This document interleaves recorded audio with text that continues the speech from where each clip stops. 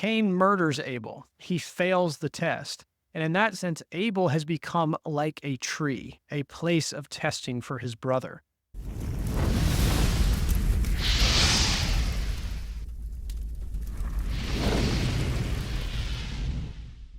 With that, we'll transition to chapter 4. And we know this is the Cain and Abel story. And what's so interesting is now that we've looked at the pattern of really Genesis chapter 2 and chapter 3, that one garden narrative, we're going to see a lot of similarities here in the Cain and Abel story. So here, because I can't get away from these pictures, this is the macro structure of Genesis chapter 4. Genesis chapter 4 is broken into two large sections. That's this gray area right here. And they are on both ends of it, and in the middle are 3 birth scenes. So 3 scenes of children being born. And these two narratives, they're depressing narratives because they both involve murder. And so there's the murder initially of Cain, and then there's one of Cain, or the murder of Abel, by Cain. And then there's one of Cain's descendants. And we'll compare the similarities there. But going on, this is the scholar Jordan Wenham. He noted this from chapter 4, that the term Abel and brother occurs 7 times, and the term Cain occurs 14 times. 14 just being, instances of 7 that we looked at from Genesis chapter 1. There's that 7 theme coming back. And then the final verse of this chapter is at that time, people began to call on the name of the Lord. This is the 70th mention of God or the deity in Genesis, and the 14th use of the key word call. So again, there's that 14 and 70 being, if 7 is complete, then 70 is the idea is it's 10 times the completeness. But this is how he sums it up. He says, in all these respects, chapter 4 is entirely typical of the editorial techniques used throughout Genesis. Its present form must owe much to the final editor. Now, this has to get into, what he's getting at here is authorship when it comes to the Bible, which is a fascinating topic. I absolutely love studying it. We're not going there tonight by any means, but I think it's interesting what he pointed out, that this theme of 7 continues throughout. But yeah, just interesting. I just wanted you mainly to see the macro overview. So I'm going to sum up really chapter 4, what happens, and then we'll look into some specifics of it right here. And here's the question. Here's the question that we can ask going into this. Where have I heard this story before? Now, we've only had 3 chapters up to this point, but as you'll see, it's this idea, this patterns throughout the Bible. So Cain's offering, you remember Cain and Abel both present an offering. Abel's is accepted, Cain's is rejected. And the Lord responds to him, if you do good, will you not be lifted up? This is a reflection of chapter 3, or chapters 2 and 3, I should say, where there's a choice about doing good at the tree of knowledge of good and evil. And then the Lord tells Cain, sin is crouching at the door. So there's the temptation. And it matches the human temptation that Eve faced at that tree as well, to take and eat of the fruit. Cain murders Abel. He fails the test. And in that sense, Abel has become like a tree, a place of testing for his brother. So where Eve and Adam and Eve fell at the tree, at the literal tree in the garden, Cain now fails his test at Abel, but remember, humans and trees are likened together. So God shows up and asks the question. He says, where is your brother?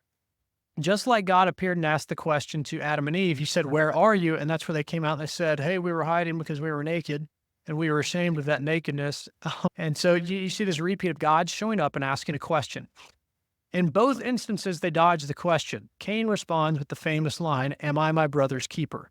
Whereas both Adam and Eve responds by saying, the serpent tempted me, or the serpent told me in some way, shape, or form, and I did. And then Adam turns around and said, the woman you gave me made me do it. And so in all 3 instances, the human dodges the question.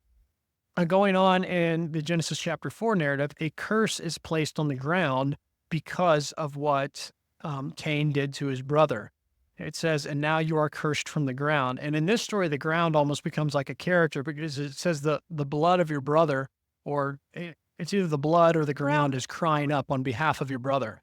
And then just like in Genesis chapter 2 or chapter 3, in that narrative, there is a curse placed on the ground. There's a curse placed on the ground. And then this one is a little bit, this goes back to to verse 7 right here. I know we've kind of been going up. We've been in or verse 11 up to the last point, but I'm following the pattern of Genesis, the Genesis chapter 2 and 3 account. But this is what it says in verse 7 of chapter 4. It says, sin's desire is toward you, but you should rule over it. This is inverted from when God tells Eve, your desire shall be toward your husband, but he shall rule over you. It's the same Hebrew words used in both instances. So it's flipped, if you will. And then going on in the Cain and Abel story, the Lord tells Cain, he says, when you till the ground, no longer shall it yield its strength to you. And yes, there's a typo in there by me. My apologies. And in the Adam and Eve story, working the ground became more difficult as well. Then ultimately Cain is banished, which, interesting fact, he is banished to the east as well. But just like Adam and Eve were banished to the east of the garden. And so you see really this repeating theme where Cain's parents fail the test at the tree. And in the same, essentially 10 steps, Cain fails the exact same test again.